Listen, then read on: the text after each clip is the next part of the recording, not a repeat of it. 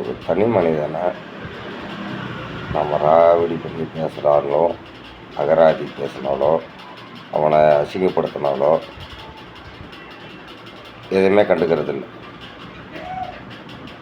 ஒரு சிஎம், அதாவது ஒரு ஒரு இடத்துல ஒரு தலைவராக நிற்கிறவரை அசிங்கப்படுத்தி கேட்கும்போது எந்த மீடியாவும் எதையும் கேட்கல. ஏன் கேட்கலன்னு தான் தெரியல.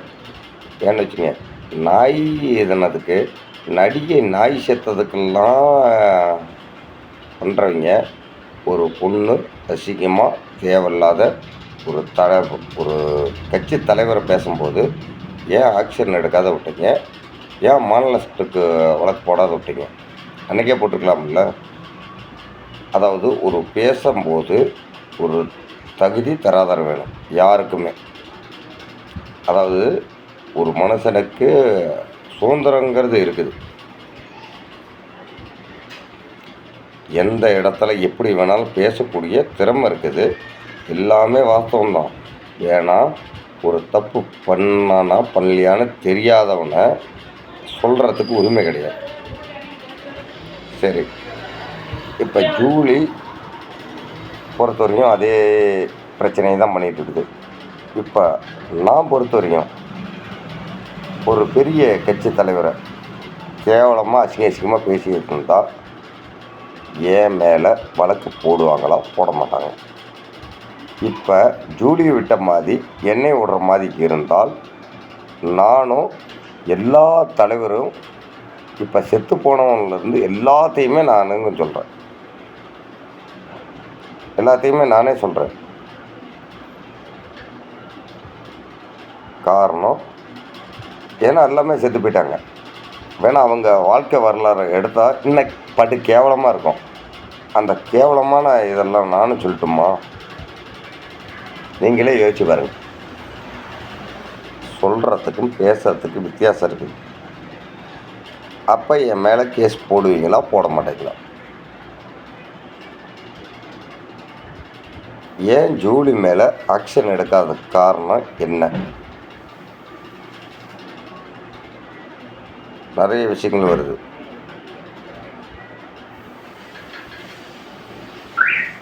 அவள் கண்டிப்பாக இப்போ ஜூலி பொறுத்த வரையும் திமுகவுக்கு கைக்கூலியா இல்லை மற்ற கட்சிக்கு ஏதாச்சும் கைக்கூலியான்னு தெரியல. ஏன் இப்போ ஓப்பனாக சொல்லு, ஆளுங்கட்சிக்கே கைக்கூலியான்னு கூட கேட்கறதுக்கு தோணுதா இல்லையா? ஏன் ஆக்ஷன் எடுக்கலை? எடுங்க. ஒரு முதல்வரை தப்பாக பேசும்போது கண்டிப்பாக மாநிலஸ்ட் வழக்கு போடலாம், கேஸு போடலாம், உள்ளார தூக்கி வைக்கலாம்.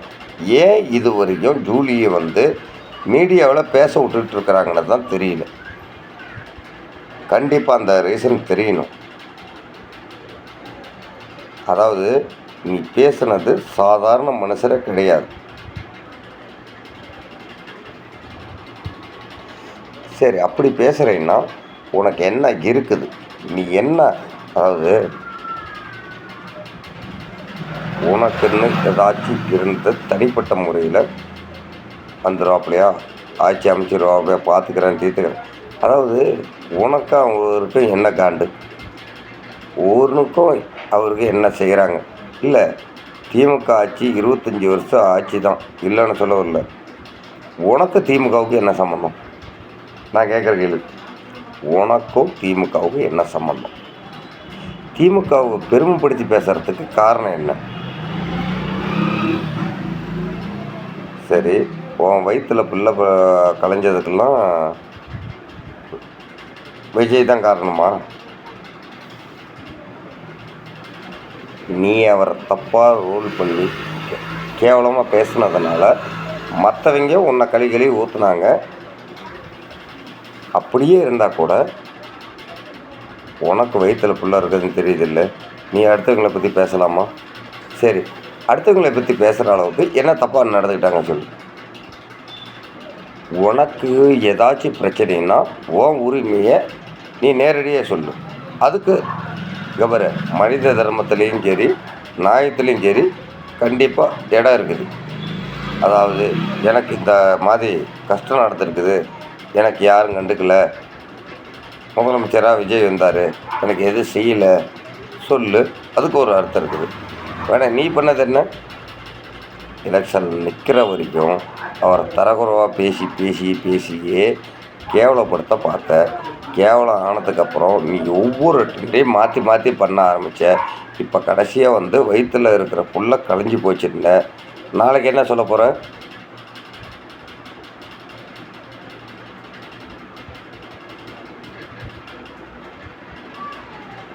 அவரால் தான் புள்ளையே உண்டாச்சுன்னு சொல்லுவியா நாளைக்கு? நீ கண்டிப்பாக சொன்னாலும் சொல்லுவ. ஏன்னா நீ ட்ரெண்டை மாற்றி பேசுகிற. அப்படி பேசுகிறதில்ல வாழ்க்கை. முதல்ல தெளிவாக தெரிஞ்சிக்க. ஒருத்தர் மேலே குற்றம் சொல்கிறதுக்கு முன்னாடி நம்ம கச்சிதமாக இருக்கணும்.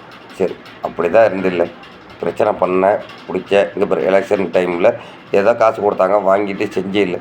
சரி விட்டு. இதுக்கப்புறம்னாச்சும் கச்சிதமாக நீ இருந்திய என்ன பண்ணியிருக்கணும்? சரி, தப்பு, நான் இதுக்கு மேலே எதுவும் பண்ணல, அவர் ஆட்சியில் எந்த பிரச்சனையும் இல்லைன்னு சரி நீ பார்த்துட்டு தான் இருக்க.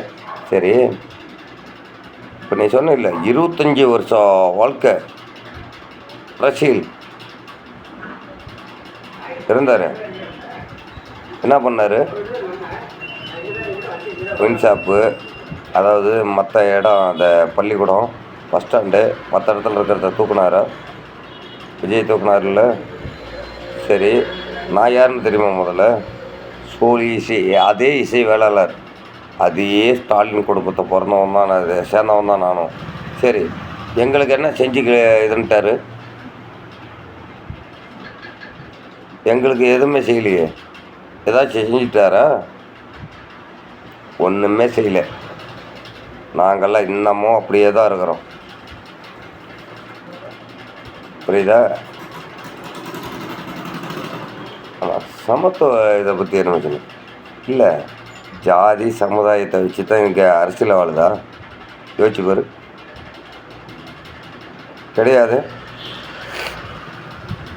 அரசியலுக்கு வரணும்னா யார் வேணாலும் வரலாம். எந்த மதத்துக்காரங்களும் எந்த ஜாதிக்காரங்களும் வரலாம். அதெல்லாம் மேட்ரு கிடையாது. அவங்கவுங்க வேலையை அவங்கவுங்க பார்க்கணும், அவ்வளோதான். பார்க்குறாங்க, பார்த்துக்கிட்டு இருக்கிறாங்க. வேணாம், நீ தேவையில்லாத நோண்டி விட்டு ஒவ்வொரு விஷயத்துக்கும். சரி, நீ என்ன படிச்சிருக்கிற, என்ன இதுங்கிறன்னு எனக்கு தெரியாது. ஒரு பேச்சுக்கு கால பிரச்சனையில் முன்னாடி நின்ன, அவ்வளோதான். நீ கால பிரச்சனையில் முன்னாடி நின்று போராடின. நான் கால பிரச்சனையில் தேங்காய் மேலே ஏறி இங்கே பாரு நின்னேன். சீவனை ஊற்றி இங்கே பாரு கொளுத்திக்கிறதுக்கு நின்னேன். உன்னோட நானும் தான் அதிகமாக போராடி இருக்கேன். அதுக்குன்னு நாங்கள் என்ன பெருசாக என்ன ட்ரெண்டாக எடுத்து பேசிகிட்டு இருக்கிறோமா? அதெல்லாம் எங்களுக்கு தேவையே இல்லை.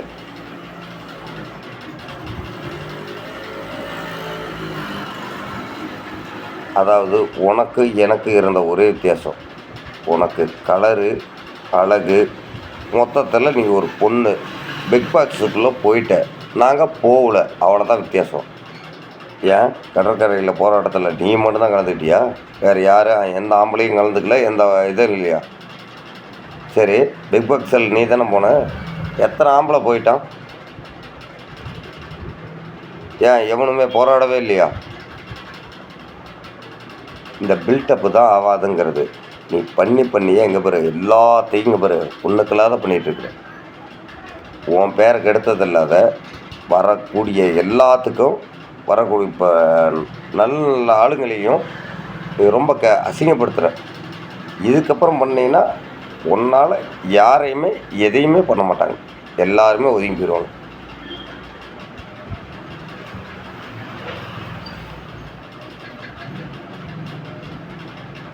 கரு களைஞ்சதுக்கு என் பிள்ளை கொன்னது நீ எல்லாம் சொல்லி தயவு செஞ்சு எந்த வீடியோ இதுக்கு மேலே போட்டேன்னா கேவலமாக போயிடும்.